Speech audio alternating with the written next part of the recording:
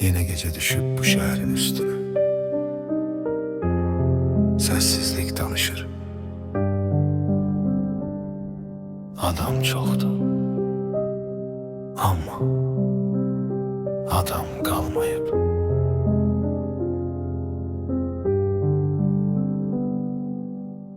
Bir vaxt güvendiyim gözlərində yad baxır. Eyni küçələrdi amma heç nə vərki deyil axı. Salam verən dillər arxamca dəyişdi rəngini. Dost dediyim insanlar satdı mənim kölgəmi.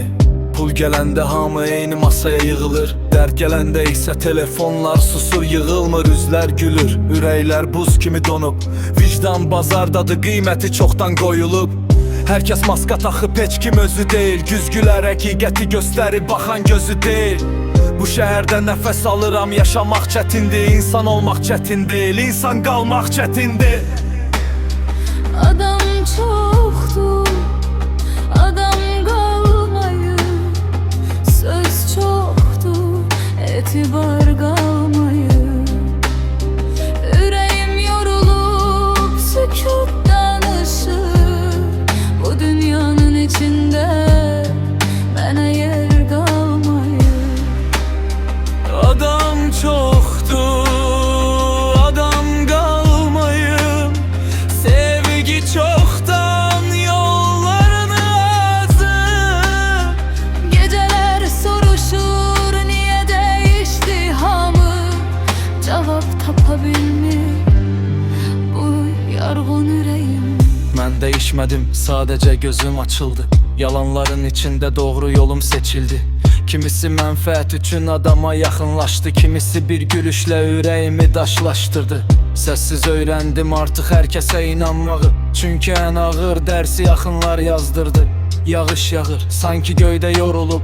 Küçələr bomboş, xəyallarım soyuyub. Bir məktub yazsam, kül aparar sözümü. Çünki dinləyən yoxdur ürəyimin döyüntüsünü. Gecələr pəncərədən şəhərə baxıram, min işıq yanır, amma qaranlıq görəm. Belki de saf insanları aktardım hisleri. Belki de çok inandım, çok bağlandım, çok sustum. İndi isə səssizlik mənim ən yaxın sirdaşımdır.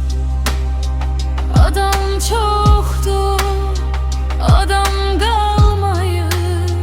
Yüreklerde merhamet kalmayır.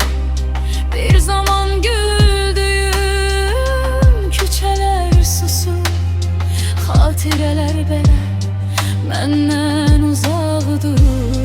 Əgər bir gün doğru insan tapsam, yenə də qorxacam. Çünki etibar bir dəfə ölür.